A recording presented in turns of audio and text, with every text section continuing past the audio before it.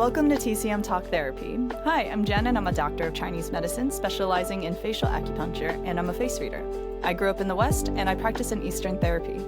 Hi, I'm Grace. I'm a marriage and family therapist. I grew up in the East and practice a Western therapy. Together we engage in organic conversations that bridge the topics we want to dive deeper in. Let's get curious in finding compassion for ourselves, our bodies, and each other.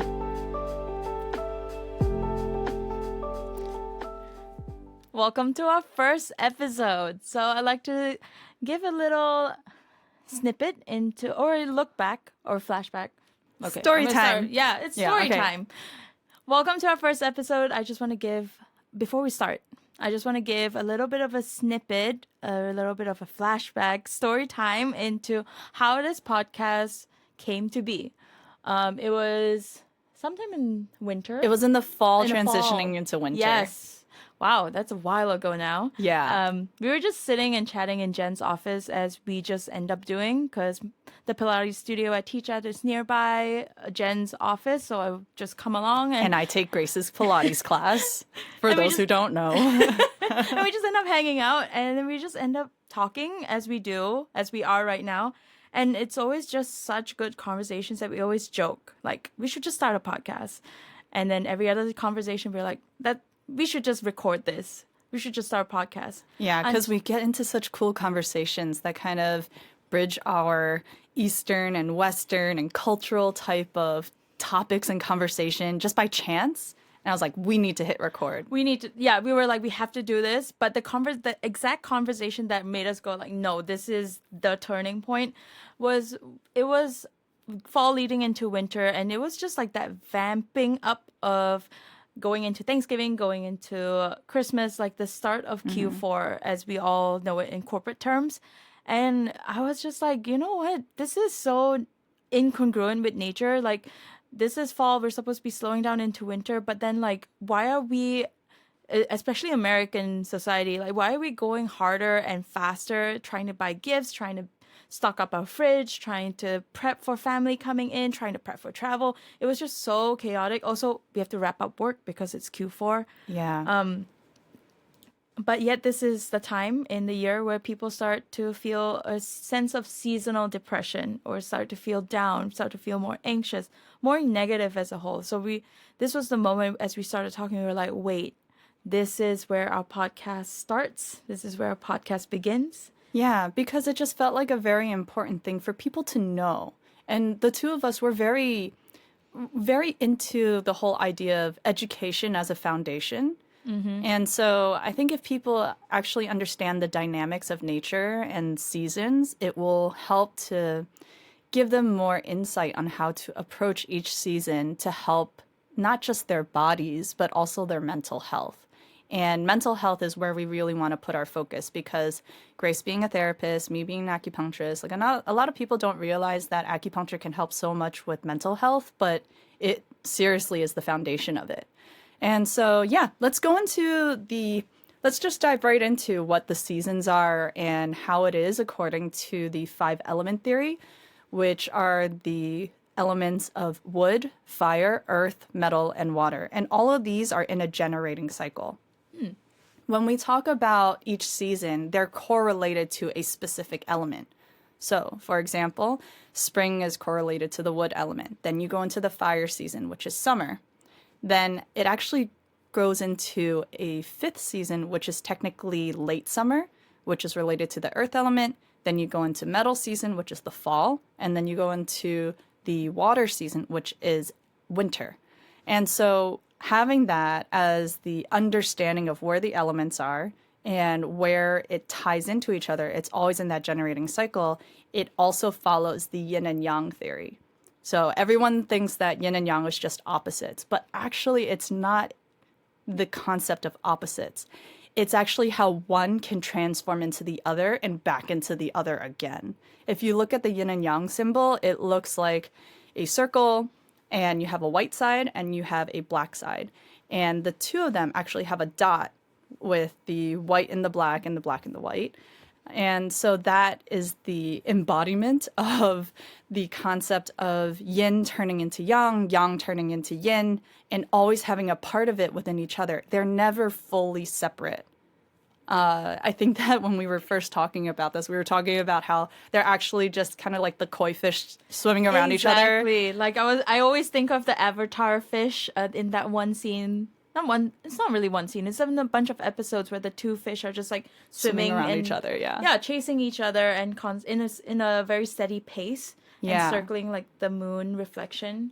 Yeah, Yeah. and so it is important to know what yin and yang represent too, because that actually is going to highly influence the transition of the seasons as well. So yin is darkness, stillness, nourishment. It's more cool and cold, and it's also represented by the moon. It's a little more feminine in nature, so it also has like that relation with the menstrual cycle. And then you have the flip side. You have yang now. It's a little more, it's about brightness, activity, warmth, movement. It's represented by the sun, and it has a more masculine type of nature where it's more like do more, go, that type of energy. And so when we talk about yin and yang dynamics, that's what's reflected in the days, because you have long stretches of days and you have short stretches of days. So that's really important to consider when talking about the seasonal transitions. And the reason why we're talking about transitions in the first place is because when you align yourself with the seasons, when you go with the flow of the energy during each season, which will change, it allows for a more congruent type of living. So if you go with the flow of the seasons, your energy, your mood, your activity, it should all be in harmony. It should all be balanced out. When it's not, that's when things like physical symptoms arise, mental health symptoms arise, and it really kind of messes with the way that the dynamic of our bodies are used to, because our bodies are so used to being on a very ritualistic, almost like a circadian rhythm, you can say, of like a circadian rhythm of the year. Even. right. Yeah, like really is attuned to nature. And honestly, humans are a part of nature, so it is important for us to kind of lean back into nature from every now and then. We're so used to this kind of, different type of society that forces us to be on all the time, and it forces us to be misaligned with the seasons, honestly. And so, yeah, why don't we just start with spring? Because spring is really where everything starts. If you think about spring, it's about rebirth, right? You look around, like trees are budding, and you see nature kind of like coming alive again. Yeah. So with this coming alive type of energy, it actually comes alive within ourselves too. If you look at like Chinese traditions, because obviously all of this is going to be really rooted in a lot of Chinese culture because it is a Chinese medicine. Makes sense. Yeah. And so it is traditional Chinese medicine, TCM. Yeah. So then it starts with the spring, and like spring is actually when we have our new year. So when we have the spring, when you have the new year, you have this like all of a sudden you have this burst of energy, you have celebration, you have new goals set. And spring is all about the energy of motivation, setting goals, taking action. Because if you take a look at the way that the sun is, it's like, oh, you see the sun peeking through a little longer now. It rises a little earlier, and it's starting to set a little bit later. And you get longer stretches a day, so it's important to align yourself that way. And then you go into the summer, which is kind of like, oh, now you have like an expansive type of energy. Everything is about more and doing more and enjoying more, and it's about encapsulating all of that. Then you move into late summer, which is more of like that abundance. If you think about food, like that's when the harvest usually is. In the Chinese celebrations, there's like the harvest moon festival. And then you go into the fall. The fall is kind of, and the moon festival is kind of like Chinese Thanksgiving, right? Right. You're just eating nonstop, but it's also when our bodies can handle it. And then you also have the transition to fall, which is more about like introspection. The days are getting shorter. You want to really kind of embrace that like shift from like really damp and humid into like really dry and cool, and help with that kind of transition from that outward expansive type of nature and like you're sweating all the time, and now it's like, okay, now you want the pores to close and you want to kind of conserve and start to look inward and try to be a little more reflective during that time and start to let go of things that you don't need. Then you go into the winter. Winter is at the utmost yin time of year. It's when it should be all about darkness, stillness, nourishment. Like when you think about yin and everything I said earlier, that's what you want. So you want to align with the seasons in this way. And with what you were talking about earlier, like obviously culture doesn't allow us to do that, right? Yeah, you were saying how like in Q4, like all the holidays are there. You know, everybody's stressed out. Everyone's doing the most. Everyone's socializing more. Everyone is, you know, trying to get a lot of work done. There's a lot of push and a lot of motivational type of necessity that is required from you at the end of the year, which is the worst time. Yeah. Oh, yeah. And I remember we had this conversation about how we both hate the idea of New Year's resolutions in January because it's the dead of winter. It is the most coldest, like the coldest time of the year. Plus, you just got off Christmas. You just got off a long break. And then you're trying to set your intentions for the new year. Yeah, and it's literally the worst time. It's the worst time. I even told you this year that because I knew we've talked about this like seasonal cycle before, I decided to do like New Year's resolutions a little bit later and doing it like around Chinese New Year. And it just felt so much better. Yeah, when you align yourself with the dynamics of the season, it makes so much more sense. Because again, like I said, like especially with New Year's resolutions, that's kind of spring energy, right? It's like, okay, I want to make a difference right now. I want to do something. I want to change something. I want to adapt, or I want to be able to, you know, get ahead of the game, be motivated to do it too. And if you're trying to motivate yourself during a time when it's supposed to be about stillness, you're just going against nature and you're setting yourself up for failure. And when you are trying to do that during like the stillest part of the year, it's no surprise that you were not able to get motivated because it's freezing outside. It's no surprise that you couldn't get motivated because it's still so dark outside. You know, like our bodies are really attuned to the way that the sun is, which is why, you know, seasonal affective disorder is a thing. Like our bodies can't always be, obviously, we can't always be happy all the time. We can't always be moving all the time. There is a necessity for rest. But that's why it's important to look outside and be attuned with nature, because when you're not, it really does affect you physically. Yes. I mean, there was a reason why we started this podcast in the spring. We were capitalizing on that spring energy, that motivation. Yeah. I also wanted to just touch on what you said about like that's the reason why there is a seasonal affective disorder. It's one part of it is because we are living in an annual way that doesn't align with the seasons.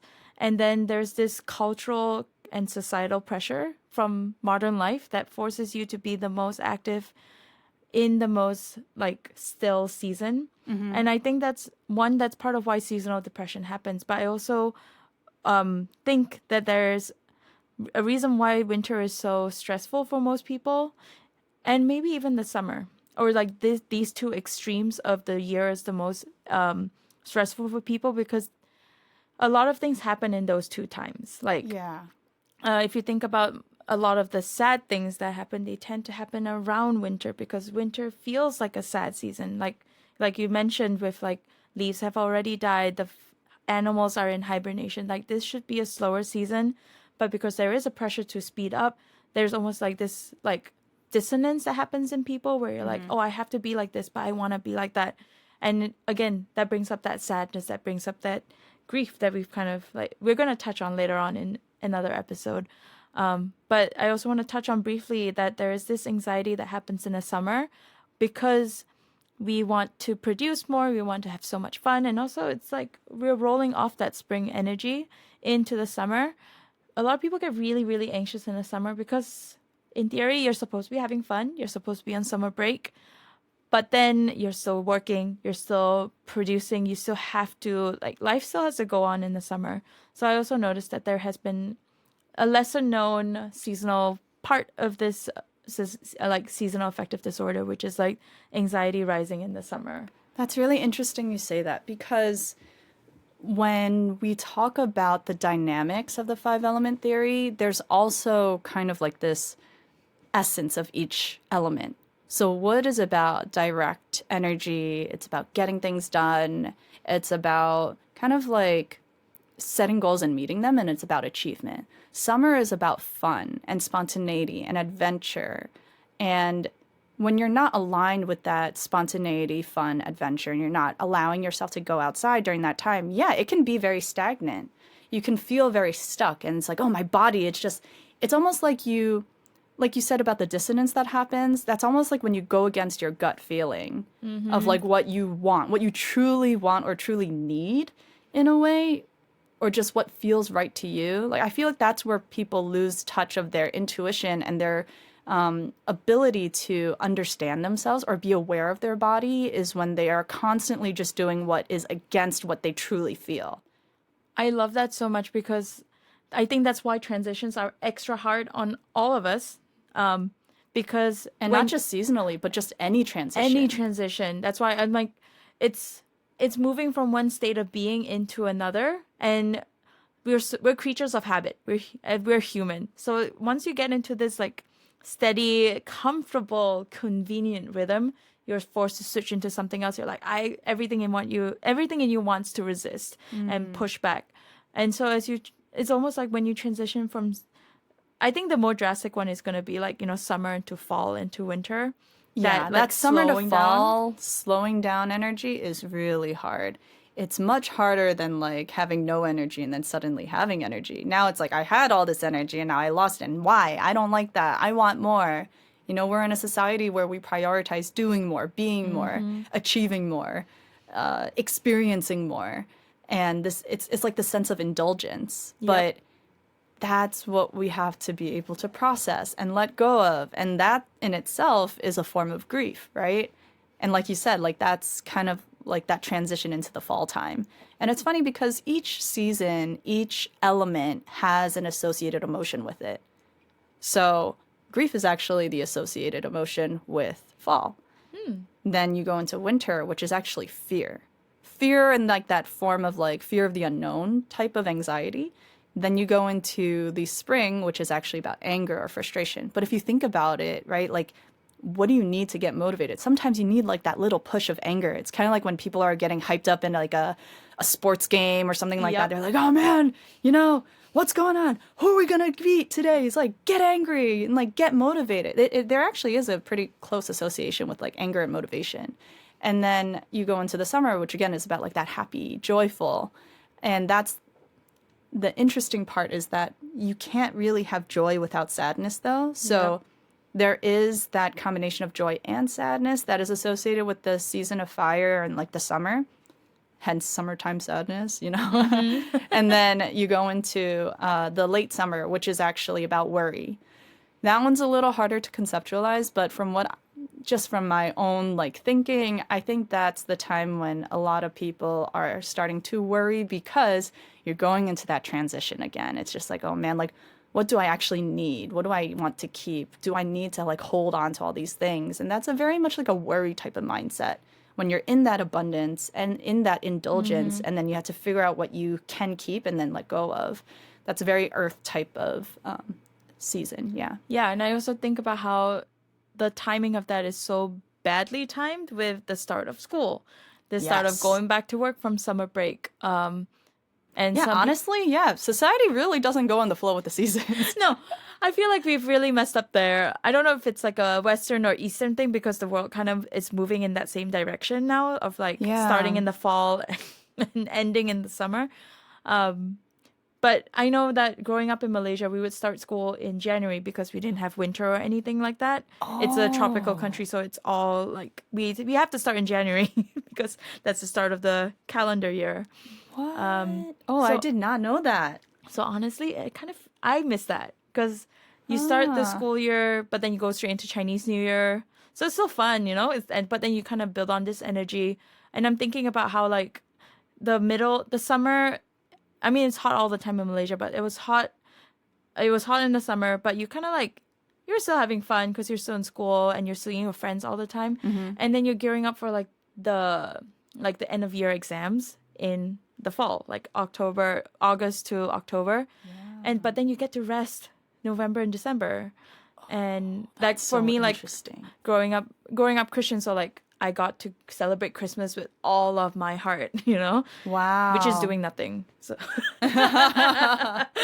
So I actually grew up Christian too. I'm not Christian now, but I do remember like, yeah, it was like a pain to like try and like do all those holiday things at the end of the year. And when you're starting school in the fall, or you're starting, or work picks up again in the fall, or whatever it may be, like it's a time where it's like you fall into a routine again. And that action of falling into a routine again actually does kind of help, because metal season, okay, so when we talk about the 5 elements, metal is kind of about routine. It's about having the space for certain things. It's about having like this sense of ability to hope and dream. And when you have that transition from like that fun energy of fall, and then you kind of go into a routine again, it does help. yeah.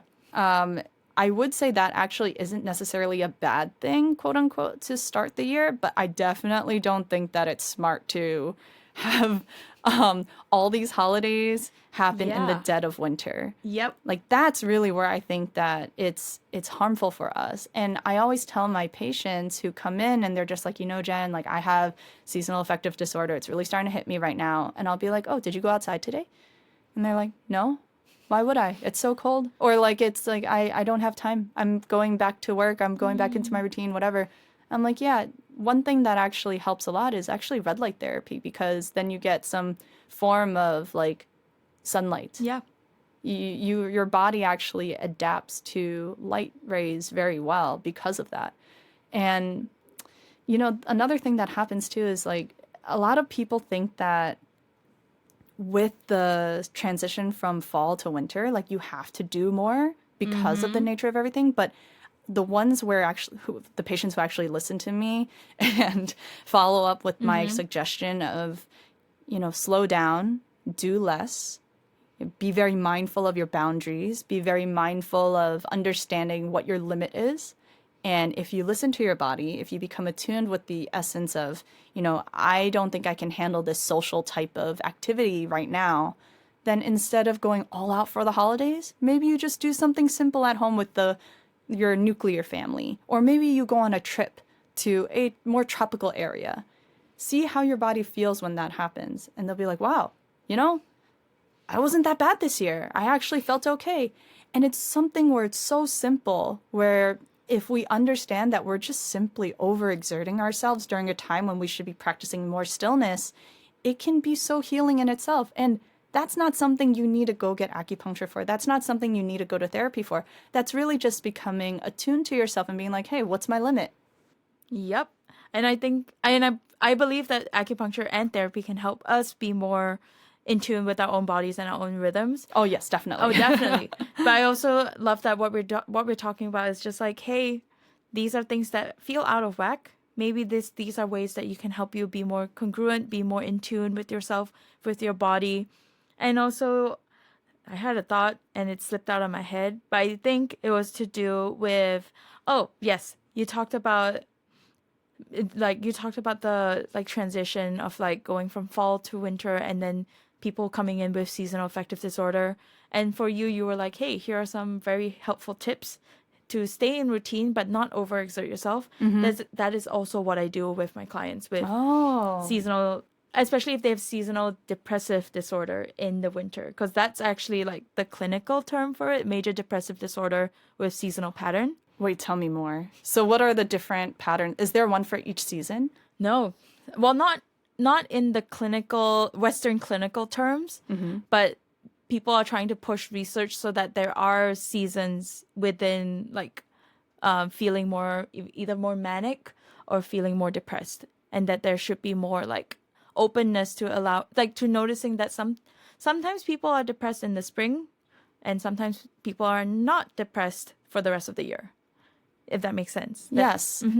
So when we talk about it in Chinese medicine, there is a chance of becoming depressed in the spring physically from physical symptoms, because there's something called dampness. And so if you're leading into the spring, and again, spring is about that surge of energy and that boost of energy you get, if you go into it malnourished, Or if you go into it and you have overindulged in all the food, all the activity, like all the sedentary lifestyle of winter. So you're basically, let's say, just like eating to the point of feeling full and still snacking. That actually harbors something called dampness in the body, which is really like poor fluid circulation.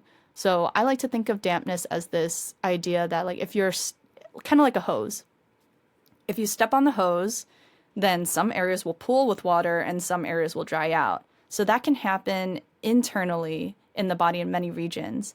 But if you have that and it's stuck in the body, and then you go into the spring, like, yeah, of course you're not going to feel great in the spring. Your body is so used to being overdone. Everything is just heavy now. And so, yeah, there's sluggishness, there's fatigue, there's a sense of depression. You know, everything feels heavy, but it's really, that word is the most important part. It's that heaviness that will make it worse. But if that, you know, when you move throughout the spring, there's more activity. You know, the days are longer, you're more energized, you're more likely to do more active things. And so once you start moving, you feel fine again. And then you're fine for the rest of the year.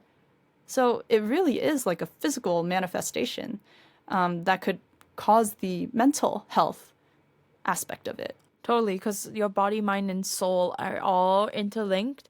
And what I love hearing from you, Jen, is like that everything that you're saying is, it doesn't require like heavy medicine, if that makes sense. Yeah, like we're not, like if you're noticing in this, let's say for example, you're noticing in the spring, you're feeling a bit more sluggish, you're feeling a little bit more fatigued from the winter, like doing a little bit of self-reflection, self-assessment.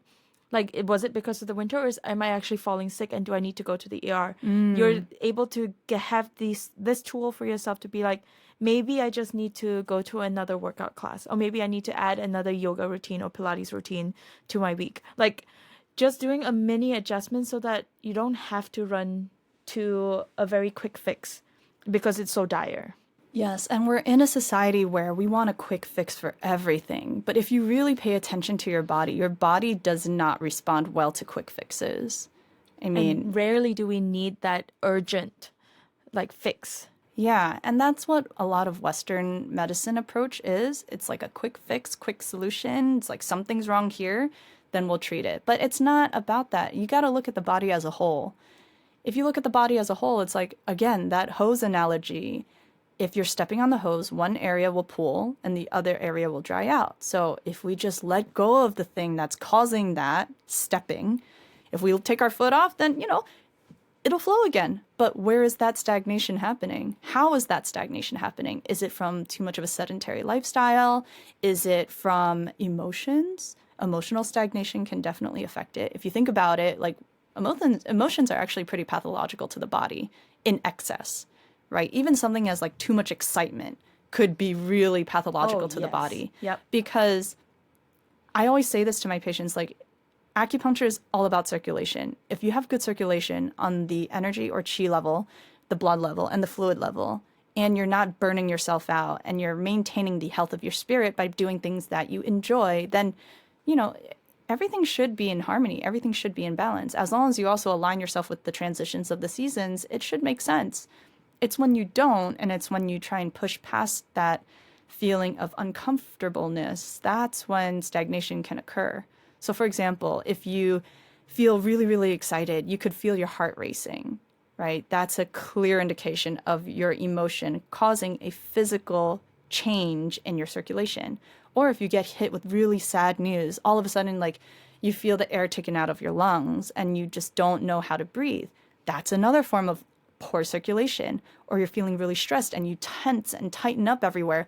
That's the ultimate form of stagnation. You know, like, you can easily cause all these physical manifestations of stagnation in your body just from a specific emotion, which is why I think things like acupuncture and therapy are so beneficial to people, because we can get rid of those stagnations if we pay more attention to ourselves. Exactly. And sometimes we just need someone to reflect it back to us, to tell us like, hey, maybe you are more stressed than you think you are. Or, hey, maybe you are doing really a good job here. Like, I know in my work with clients, like You know, like a lot of my work is reflection. It's like pointing them back out like, hey, I noticed that when you said this thing about your mom, you were actually really sad. Did you feel that in your body? Did you hear that in yourself?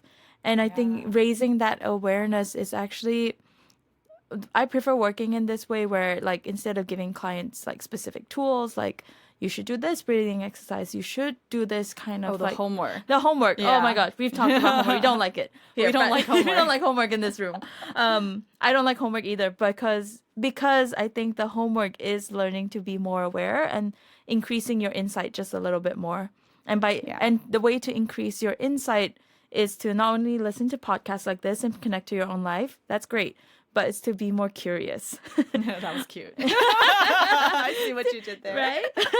I know, right? Our podcast is great for building knowledge, gaining insight. No, but honestly, it's all tying back to the idea that, like, honestly, we are our own self-healers.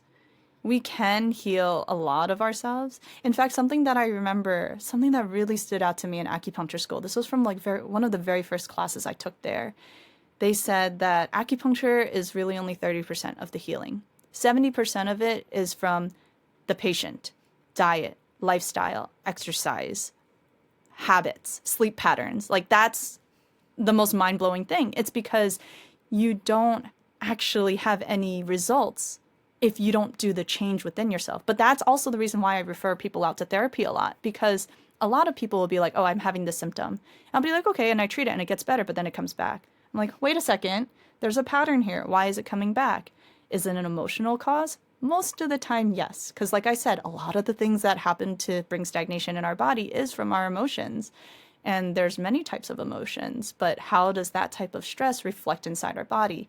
We as acupuncturists can understand like where it might go to. So for example, if you're feeling a lot of anger, it could go into the liver and gallbladder channels, which kind of are like on the sides of your body. Or if you're feeling a lot of grief, it could go to the lungs. Maybe you'll develop like a cough that randomly comes and can't really go away, like a dry cough that's just like that irritation. Maybe you feel like a pit in your throat that you can't really cough up or swallow. Like these are all things that are physical manifestations of your body telling you, hey, there's something going on here and I want you to do something about it. But if you ignore it or you choose to ignore it or you're just simply not aware of it, you know, it's hard. It's hard to make that change. Yep. And I love what you said about acupuncture school because that's also what I remind myself as a therapist is like I only get 1 hour with a client or at most 50 minutes, 45 minutes to 50 minutes with a client. And then the rest of the week is theirs.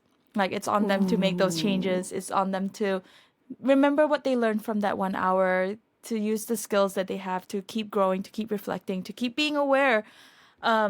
Because I'm sure if you've been in therapy, you can feel this where the hour that you spend with your therapist is not worth it if you didn't do anything in that week. Oh, yeah, that's right? true. If you think about it, like if your life still went on, you're still doing the same type of stuff, the same habits, the same thought patterns, the same way of relating to people. You come back to therapy 1 week later and you're like, well, nothing worked. Nothing has changed. And your therapist is like, why? And you're like, well, oh, wait, maybe I didn't change.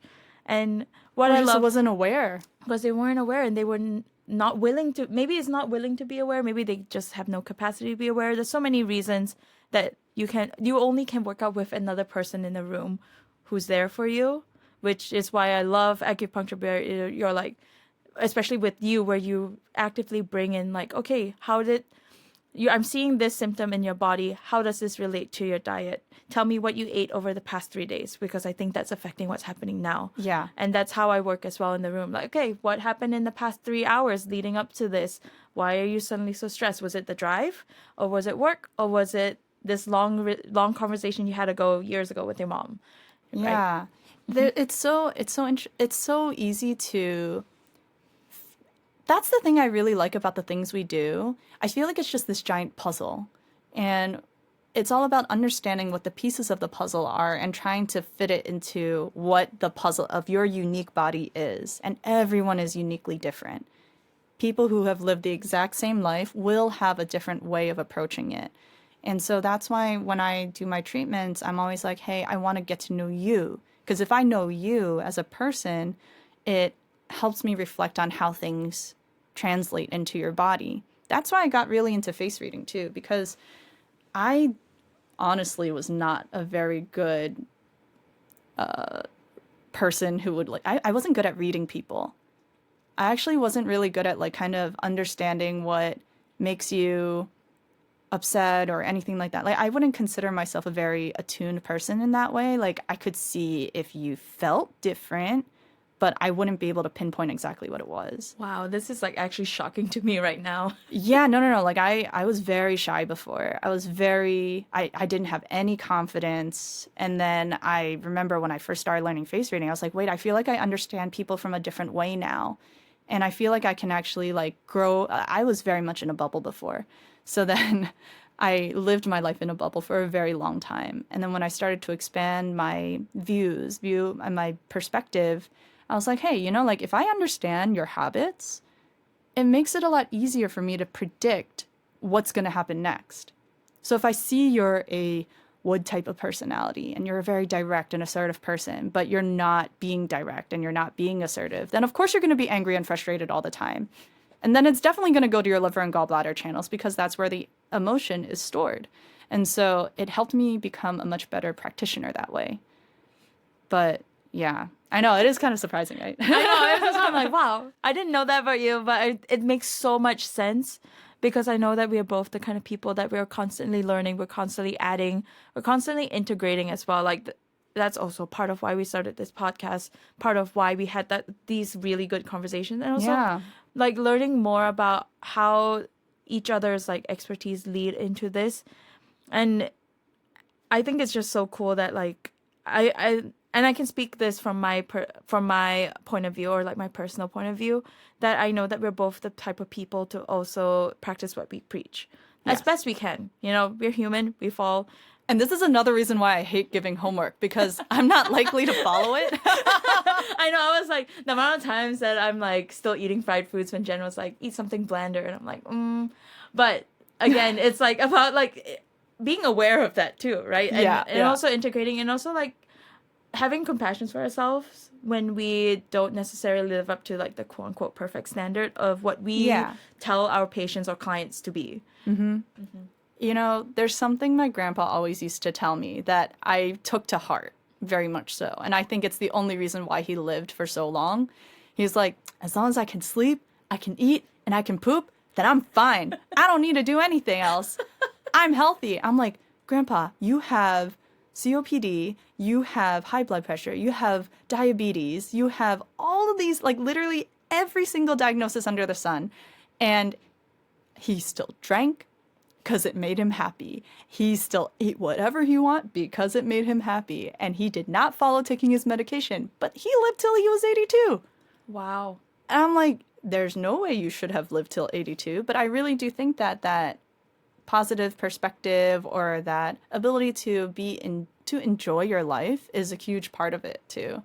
I mean, I don't know how much that portrays in your therapy and like practice, but for me, I think that joy and like perspective and understanding, that really does make a big difference. It's more so, it's bigger than the superfood or like the proper exercise or the proper lifestyle. Like, honestly, there's so much more to life than that. And that's when we talk about the spirit. So he had a very strong spirit.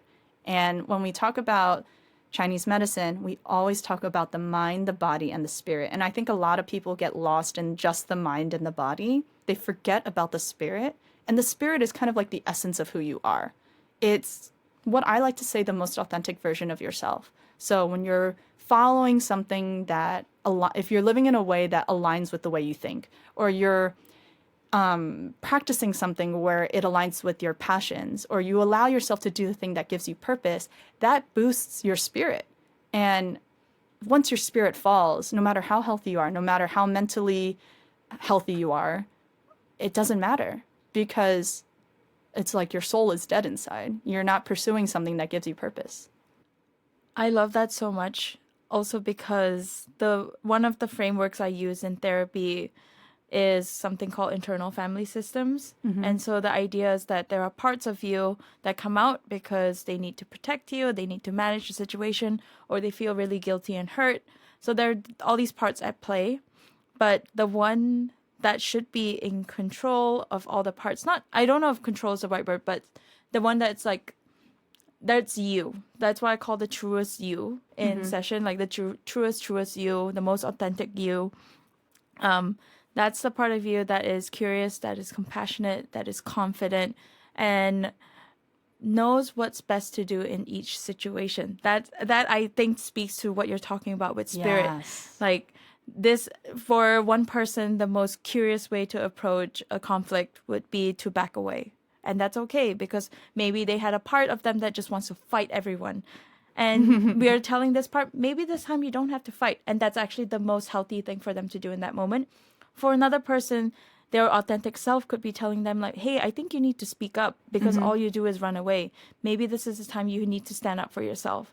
And that's one of the things where it's like anger can be great because it's a good Yes. motivating factor. And then if you think about the seasons, then you're just like, okay, now I have an inkling on when I have this energy. Yes. So it's like, if I want to take action, if I want to feel motivated, if I want to do something right now and feel a little angry, feel a little stirred up about it, I'm going to do in the spring. Then if it's like, no, you know what? Fun, spontaneity, adventure, that's something that, passion, that's something that I feel like I'm missing right now. And you know, I'm really going to focus on that in the summer because that's the energetic of summer. Or now you're moving into the fall. It's like, okay, what's the fall? Fall is about introspection. Fall is about transformation and understanding what you had in the summer, embracing it, letting go of what doesn't serve you anymore, letting go of the toxins, right? Like, so, okay, so now if I want to practice boundaries, then this is the time where I'm going to do it. I'm going to go to therapy. Or in the winter where it's just like, okay, don't know what I'm doing with my life. I feel really depressed. I don't know what I want.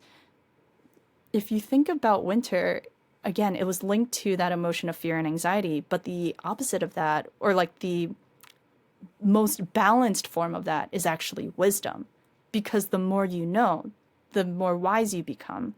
And if we're really practicing knowledge and wisdom in the winter, it's thinking. So it's like, that's why when we were doing our podcast idea, we were just thinking for all of winter. Winter's all about preparation. If you look outside, it's like all of the animals, they're either hibernating or they're trying to figure out what they're going to do in the spring.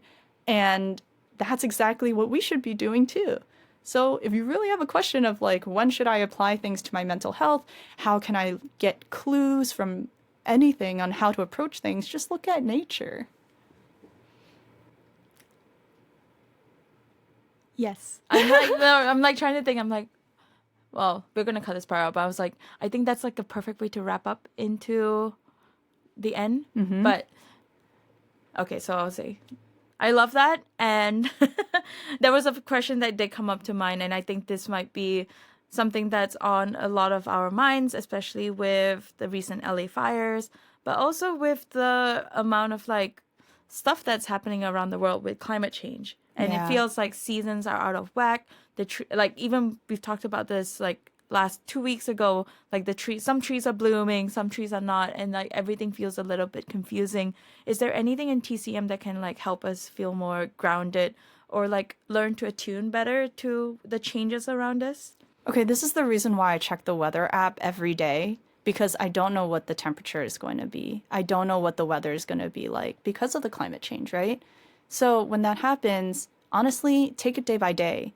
You know, if it's going to be a really hot day abnormally in the dead of winter, then you're going to be like, okay, so maybe today's the day where I can go outside and embrace the extra yang energy of the sun, right? I'll go outside this day. If it drops back in temperature, I'll stay in. So I think we had that recently too, where it's just like that fluctuation of weather, where it's just like really hot for 1 week and then it gets really cold and windy. Yep. So again, just take a look, see what the nature of the weather is, and then adapt to that accordingly. So it also helps to know that there is a specific weather type with each season too. So in the spring, it's about wind. So breeze, windiness. And then, so if it's very windy, then that's like, okay, this is very strong liver energy right now. This is very strong wood energy. So it's, again, wood energy is about being direct. It's a little chaotic in a way. It's like very intense. So it's going to be an intense day. I'm going to choose to not be intense today. Or you could be like, okay, it's a really windy day, or there's a lot of change. There's like natural disaster happening. Like, who wants to be active during a time of a natural disaster? There's so much going on. Let's ground ourselves and try to do less. Or maybe it's a really cold day and you're just like, you know what? I'm just going to stay inside. I'm going to try and stay cozy. I'm going to use this time to think. I'm going to use this time to dive into that winter type of energy of thought and preparation. And then next thing you know, it's like summery. It's very hot. So heat, hot. That's the weather of summer. And so summer is all about like that, again, expansion and activity and warmth. And so you can be like, okay, I'm going to be more active. I'm going to go outside today. I'm going to have fun. And then when you have something where it's like dampness, it's very damp, it's very humid outside. That's the season of late summer. That's connected to worry. That's actually a time where our digestion actually is not great when there's a lot of dampness. So it's like, okay, today I'm going to eat a little more bland. I'm going to take good care of my digestion because this damp, humid type of nature outside is going to affect me externally. At least I can take care of myself internally. And then the fall season is about dryness. So it's all about like making sure that, okay, now it's like really dry. You know, my skin feels dry. My mouth feels dry. Like everything is just drying out. Okay, I'm going to focus on nourishment now. Or I'm going to take this time to really reflect and be like, hey, am I taking care of myself? Because nourishment is not just like physical nourishment. It's not just about your digestion. Are you sleeping well? Are you eating well? Are you taking care of your mental health? Right? Like, am I having a good, proper way of having self-care so that I'm not overexpanding myself? You know, it's overextending myself. You know, it's really hard for us to become attuned that way. But with climate change, it just forces us to be more attuned. Because now you can't really predict when it's going to happen. But at least you know an inkling of like what the nature of the day will be like and how you can adapt. Because adapting is really the essence of transitions. What I'm hearing is that one, be aware of the annual rhythm, the general annual rhythm that is what is expected. But then there's also another rhythm that we should just be aware of, which is just the daily nature rhythm of the day. And it's okay to change as you go. That it's so important. We are not linear beings. We are not in a linear environment. Nope. You know, it's important to realize that things do not have to be linear. There are going to be ups and downs, just like there's ups and downs in nature. So then you have to just adapt. And, you know, there's something about the yin and yang symbol that I really love. And it's the fact that it's not stationary. It's actually always moving. And it's always moving around itself. And again, going back to that, like, visual of the koi fish swimming around each other, right? It's always in some type of movement. They're always moving towards balance.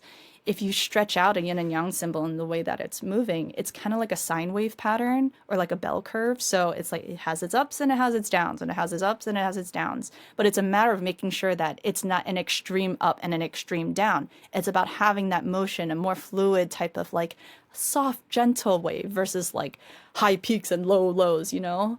It's about balance. Yeah, balancing like that, all the big knowledge that we're also sharing and all the little knowledge that we're also sharing. And also I think something I'm also like I want to add to that is that that element of self-care that you mentioned, in order to be more aware of the balances that you need to implement in your life, whether it's to nature, whether it's to the season, there needs to be a little bit of margin in your life. And I know life is so freaking busy. Many of us have families, many of us have work, obligations, social life, things that we have to do, errands. So life is incredibly packed.